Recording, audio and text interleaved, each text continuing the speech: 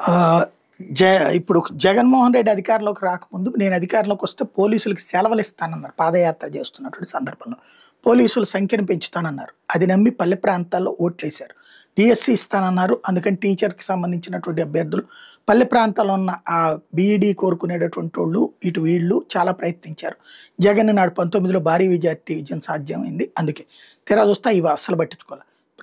సచివాలయ ఉద్యోగాలు ఇచ్చాడు. అలాగే ఔట్‌సోర్సింగ్ కింద వాలంటీరా లేకపోతే మద్యం దుకాణాల్లోన ఇట్లాంటియన్నీ ఇచ్చుకొచ్చాడు. కానీ అసలైనటువంటి ఈ రెండిటిని పట్టించుకోలేదు. అందుకే పల్లె ప్రాంతాల్లో ఒకప్పుడు 2014లో కూడా భారీగా విజయం సాధించినటువంటి వైసీపీ 2024కి వచ్చేటప్పటికి 11 సీట్లకు పరిమితం అవ్వడంలో అది కీలక పాత్ర అయింది.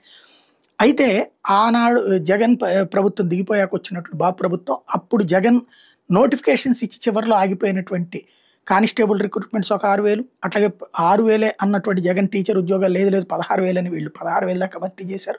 తద్వారా ఒక మంచి పేరు సంపాదించుకున్నారు. ఇప్పుడు సాక్షి ఒకటి ప్రొజెక్ట్ చేసుకొచ్చింది అంటే పోలీస్ శాఖలో భారీగా ఖాళీలు ఎస్ఐ నుంచి కానిస్టేబుల్ వరకు 13 కేటగిరీలో 11,639 ఖాళీలు. మరి జగన్ ఉన్నప్పుడు ఇస్తే పోయిండేది కదా. ఈ 11 నెలల్లో ఇంత ఖాళీలు ఉండేవి కాదు కదా. అంతకుముందే అన్ని ఖాళీలు ఉన్నాయి కదా, పట్టించుకోలేదు కదా. ఈ లెటర్ ఏదో అప్పుడు జగన్కి ఇచ్చి ఉంటే పోయేది, లేదా జగన్ అప్పుడు అమలు చేసి ఉంటే బాగుండేదేమో.